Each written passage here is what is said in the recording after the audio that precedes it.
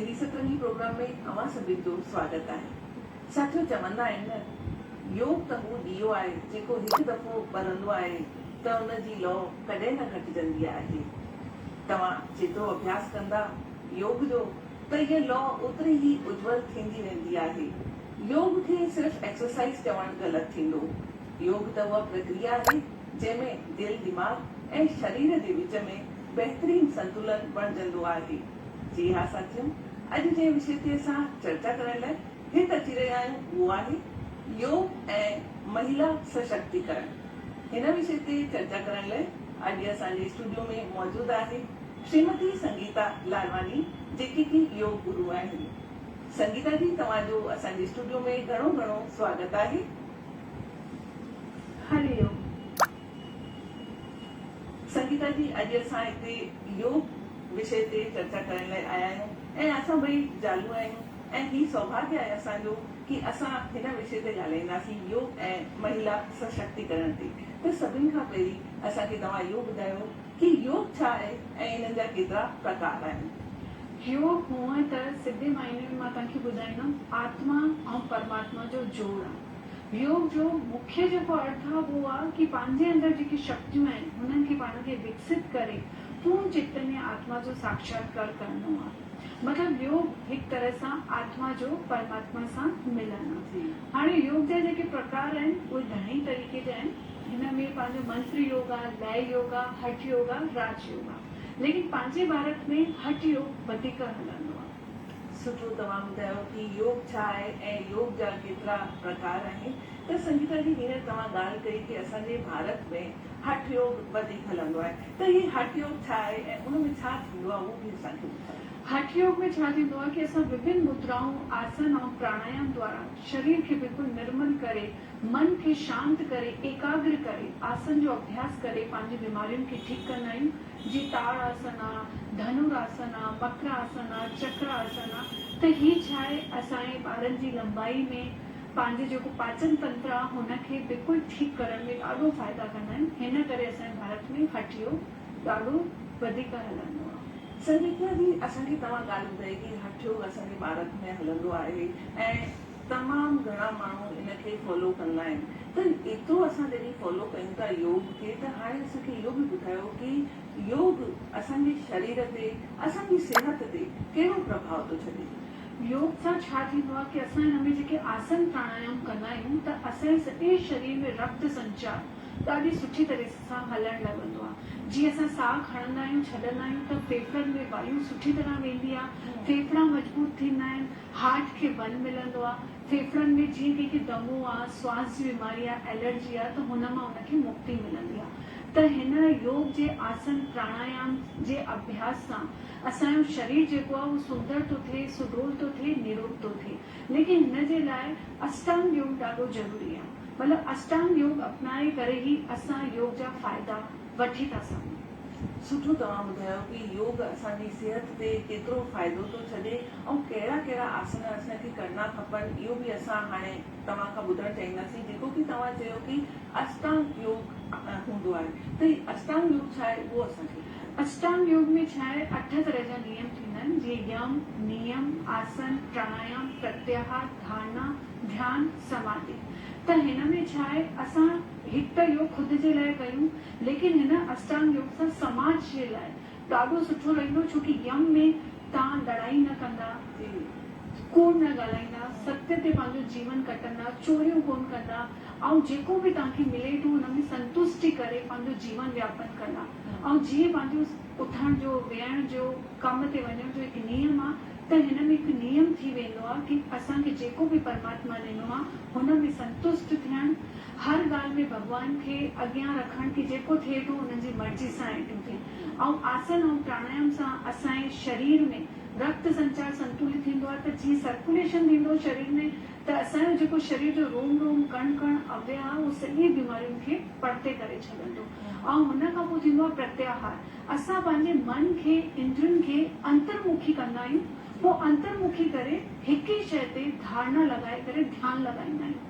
पोइ हुन खां पोइ ईंदी आहे समाधि, जंहिंमें असां ॿिन्हिनि आईब्रो जे विच में जेको असांजो आज्ञा चक्र आहे हुन ते सच्चिदानंद स्वरूप परमात्मा जो ध्यानु करे दिव्य आनंद जी अनुभूति कंदासीं त असांजो मन बिल्कुलु शांत थी वेंदो, बिल्कुलु चंड वांगुरु शीतल पवित्र थी वेंदो, त जॾहिं समाज में लड़ाइयूं कोन थींदियूं, सभु माण्हू सच ॻाल्हाईंदा, कूड़ न ॻाल्हाईंदा, ब्रह्मचार्य सां गॾु रही करे ईश्वर सां गॾु जुड़ी करे पंहिंजे जीवन व्यापन कंदा, त पंहिंजे देश में समाज में हिकु मिलन मतिलबु सभिनि जे अंदरि हिकु प्यार भाव वधंदो।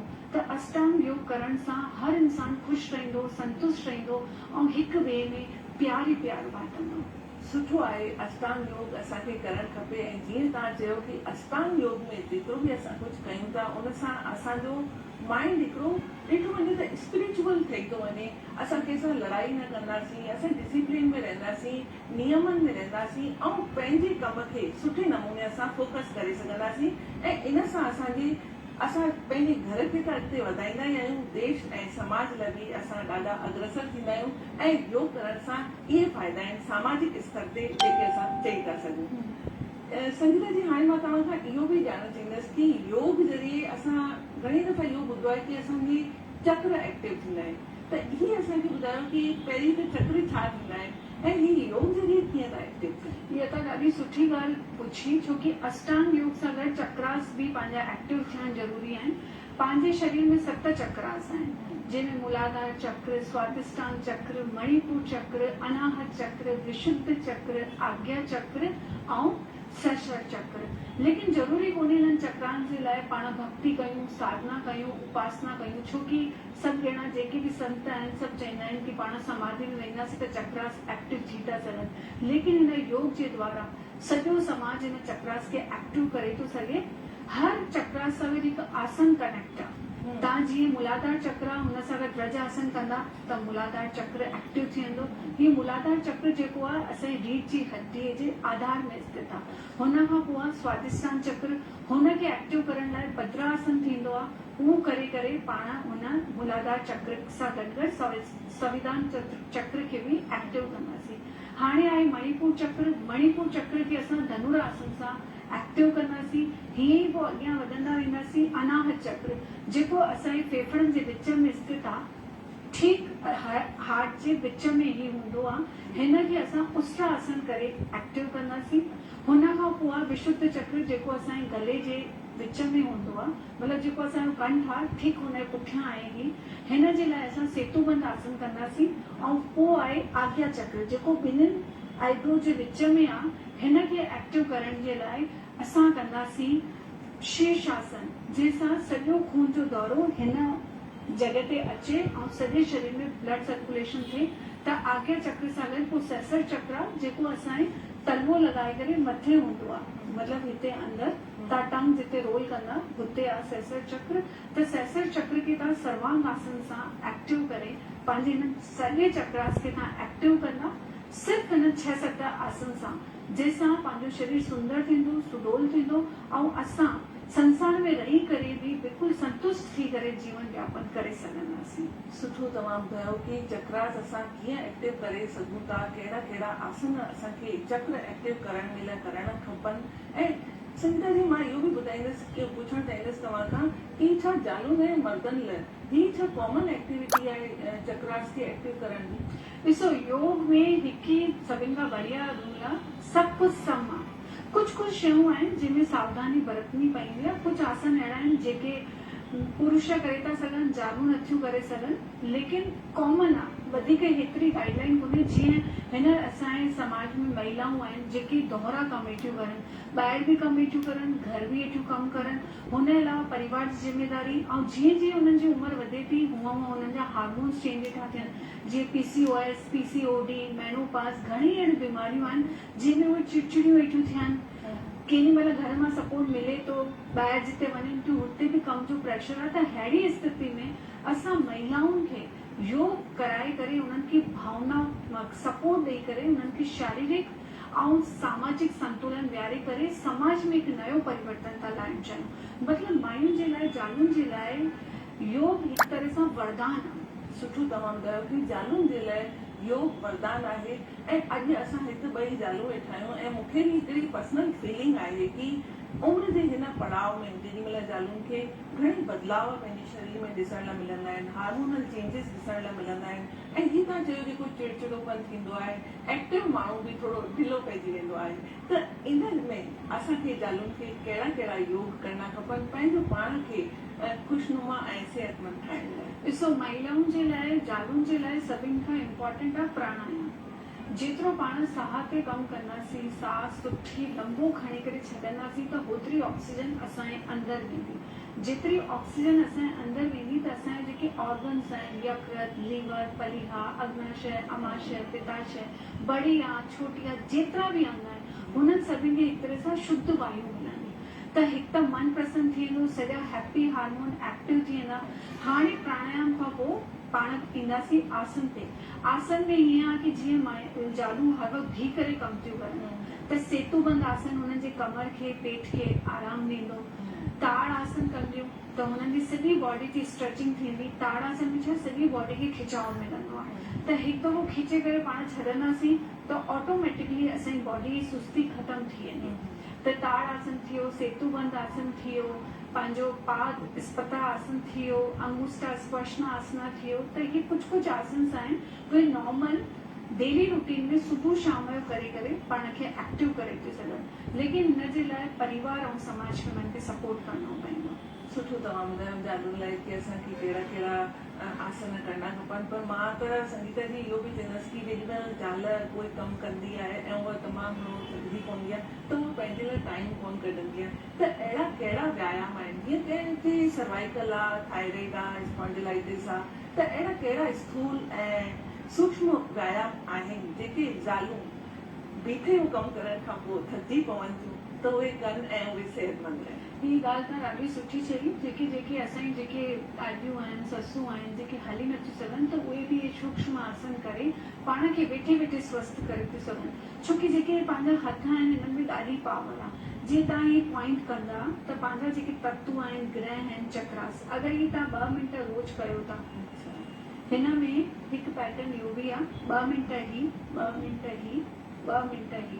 अगरि तव्हां 6 मिंट ही कयो था त तव्हांजो 2 किलोमीटर पंधु कंप्लीट थी वेंदो, पूरो थी वेंदो वेठे वेठे। छोकी हिन में छा आहे, पंहिंजे हार्ट ते सॼो कमु वेठो थिए। हुन जे अलावा पंहिंजे हथनि में एॾी पावर आहे। जीअं कुझु पॉइंट्स आहिनि, हिननि खे कंदासीं त असांजी किडनी लीवर ते सुठो बढ़िया इफेक्ट ईंदो। हीअं कंदासीं त असांजो जेको पेट आहे, पाचन तंत्र आहे, जितां सॼो खाधो पचिजे थो, त गैस, कब्ज, डकार कोन ठहींदी। हीअं करे पाण ग्रिपिंग कंदासीं, मतिलबु वेठे वेठे पाण ॻाल्हियूं वेठा कयूं, टीवी वेठा ॾिसूं, पाण ॿई वेठा आहियूं त हीअं हीअं हीअं थोरो पाण खे मतिलबु टैपिंग करे करे पंहिंजे शरीर जे अंदरि सर्कुलेशन करणो आहे। अखियुनि जी एक्सरसाइज वेठे वेठे करे था सघूं। अखियूं बंदि कयो, खोलो, बंदि कयो, खोलो।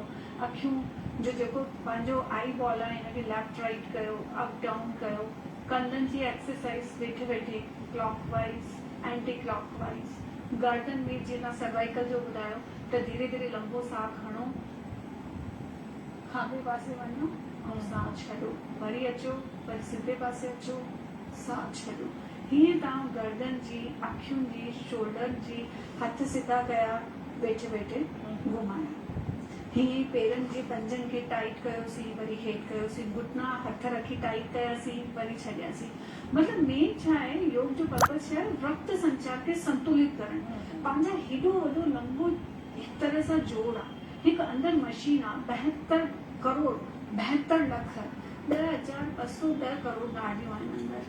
त हिननि सभिनि खे पाण खे सर्कुलेशन हलाइणो आहे। जीअं हर धमनी शिरा में खून जो दौरो सुठो हले त असां स्वस्थ रहूं।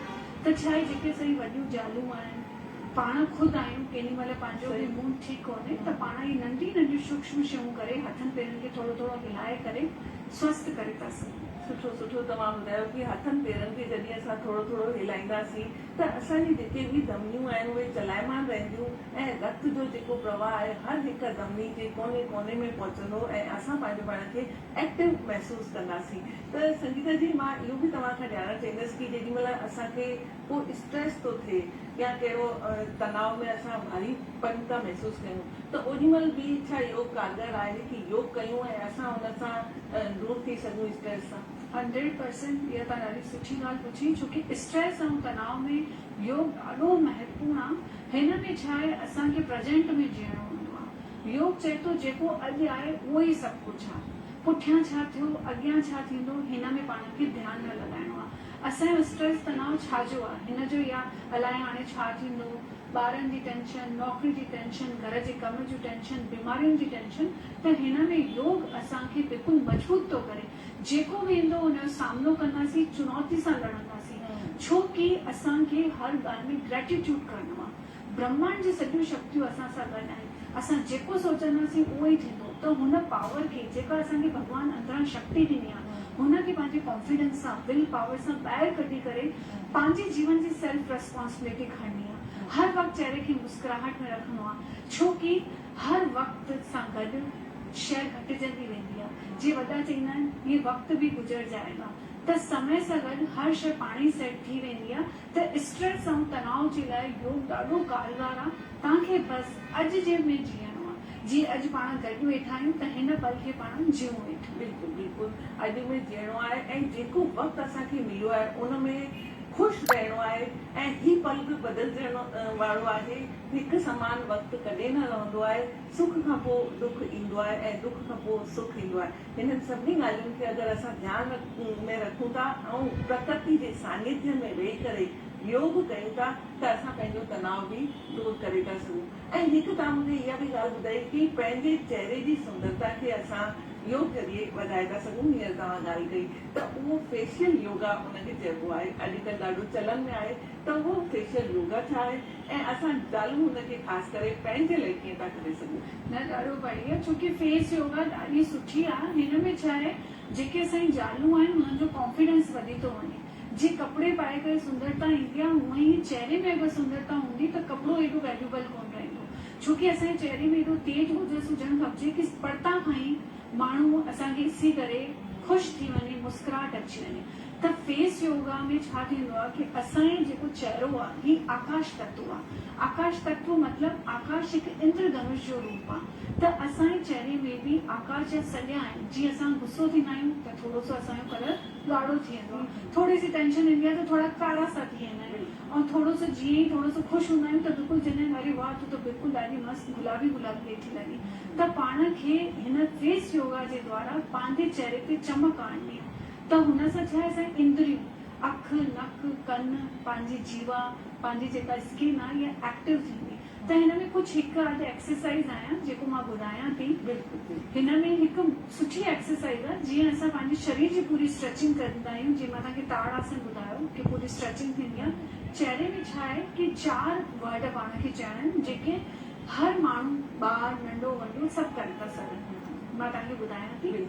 आ, ई, उ, ओ, ये 4 अखर आहिनि। मां हिकु इहे सिस्टम सां तव्हांखे ॿुधायां, हिनखे थोरो स्पीड में खणणो आहे जिससां पंहिंजो इहो पूरो जेको आकाश तत्व चेहरो आहे जेको भॻवान पाण खे ॾिनो आहे हुन में सुंदरता अची वञे।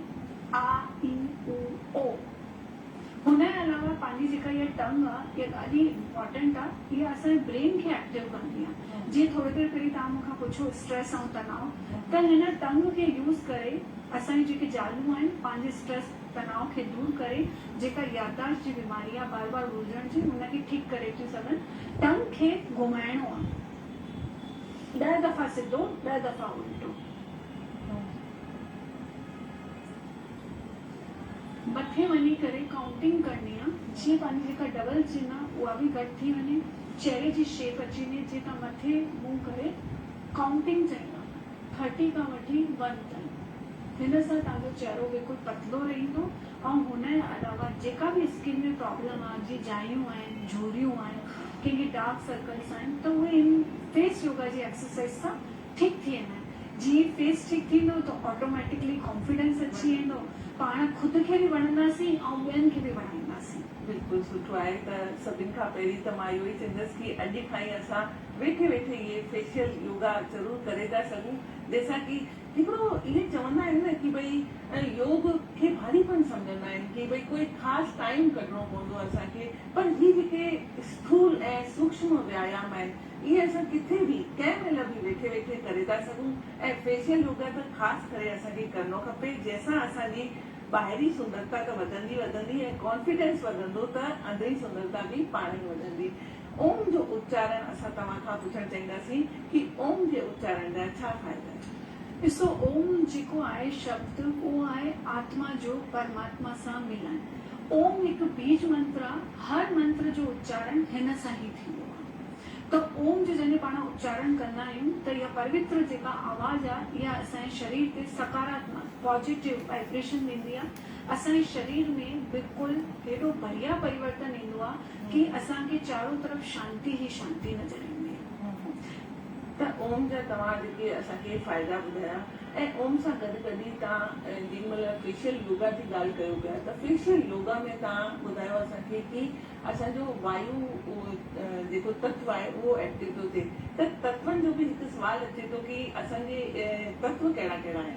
तत्व पंहिंजा आहिनि आकाश, वायु, अग्नि, जल ऐं मां धरती, जेके पंहिंजी अंगुलियुनि में बि आहिनि। अंगूठो पंहिंजो अग्नि आहे, इंडेक्स फिंगर वायु आहे, हीअ आकाश तत्व आहे, ऐं जेका इहा विच वारी रिंग फिंगर आहे या पृथ्वी तत्व आहे, हीअ जल तत्व आहे। त पंहिंजे शरीर में इहे 5 अंगुलियूं 5 तत्व जे बराबरि आहिनि। त पाण जीअं ॿाहिरि निकिरंदा आहियूं त आकाश पाण खे छाया ॾेई वेठो, पंहिंजे आंचल में ढके वेठो आहे। मां धरती पाण खे जॻह ॾेई रखी आहे। वायु पाण खणी करे पंहिंजे फेफड़नि खे क्लियर कयूं वेठा, ऐं अग्नि जिते पाण रोज़ रोटी पंहिंजे परिवार जे लाइ ठाहियूं ई वेठा, खाधो ठाहींदा ई आहियूं। ऐं हुन जे अलावा जल पंहिंजे शरीर में 70% आहे। त ही जेके 5 तत्व आहिनि उहे ई पंहिंजे शरीर खे 5 तत्व में मिलियल आहिनि।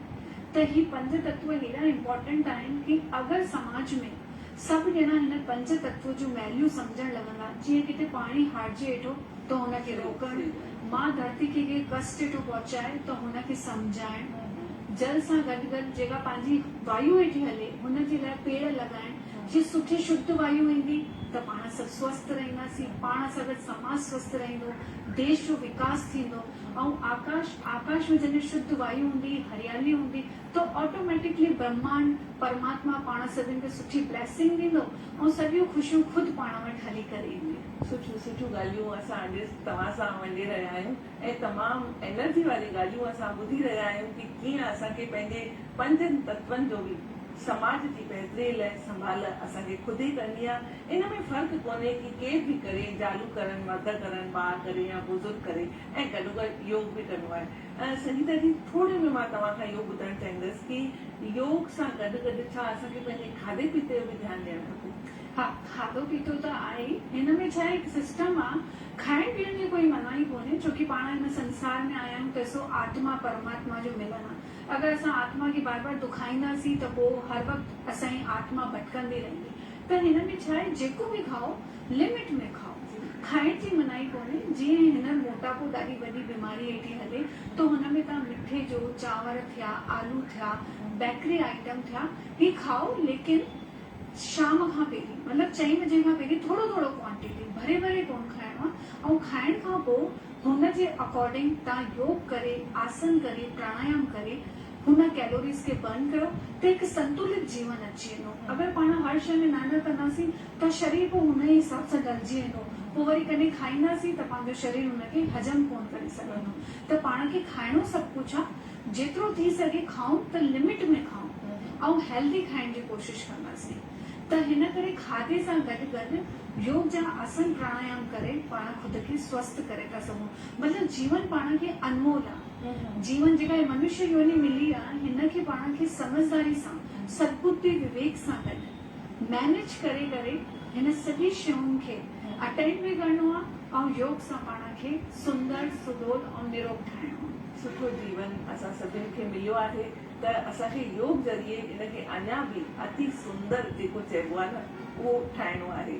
हलंदे हलंदे संगीता जी, असांजी जालुनि जी बहितरी लाइ, उन्हनि जी स्वास्थ्य जी बहितरीअ लाइ तव्हां योग ज़रिए उहे कीअं स्वस्थ ऐं सुंदर लॻनि थोड़ी न कुछ। मां त इहो ई चईंदमि जालुनि जे लाइ कि हू सभु कम छॾे जेके ज़रूरी आहिनि करनि, लेकिन पंहिंजे लाइ टाइम कढणु शुरू करे छॾनि।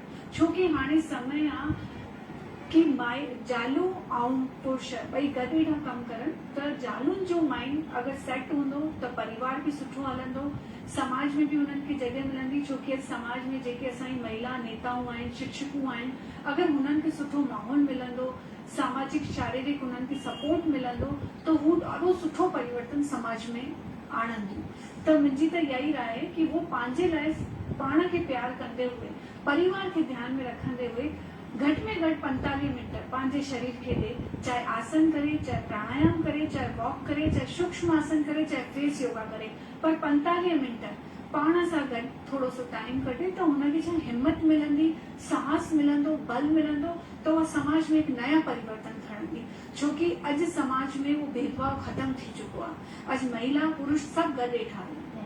सही तव्हां चयो कि महिला ऐं पुरुष ॿई गॾु था हलनि, ऐं महिला त घर जी धुरी हूंदी आहे जॾहिं उहा सेहतमंद हूंदी, ऐं 24 कलाकनि मां सिर्फ़ु असांखे कढणा आहिनि 45 मिंट पंहिंजी मन जी ख़ुशी लाइ, तन जी ख़ुशी लाइ। त इहे 45 मिंट असां कढंदासीं त पूरा 24 कलाक असां पंहिंजे पाण खे ऐं पंहिंजे घर खे सुठे नमूने ॾेई सघंदासीं। हलंदे हलंदे संगीता जी असांजे दर्शकनि खे तव्हां छा संदेश ॾियणु चाहींदा? मां इहो ई चईंदमि कि योग जीवन जो सार आहे, हिन जे बिना सभु बेकार आहे। योग प्रकृति जो वरदान आहे, पाण सभु हिन खे अपनाईंदासीं ऐं स्वस्थ समाज ठाहींदासीं।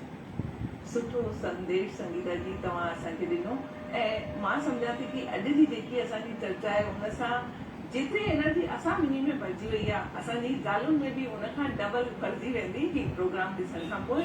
ऐं हलंदे हलंदे मां बि बसि 2 लाइनूं इहे ई चवंदमि कि शरीर ऐं आत्मा जो लाइ योग बहितर उपहार आहे। शरीर ऐं आत्मा लाइ योग बहितर उपहार आहे, ऐं हिनखे पाण सां मिलाइण जो योग ऐं परमात्मा सां मिलाइण जो योग बहितर साधन आहे। तव्हां हिते आया ऐं तमामु सुठे नमूने असांखे हिन विषय ते जानकारी ॾिनी। तव्हां हिते आया, तव्हांजो घणो घणो धन्यवाद।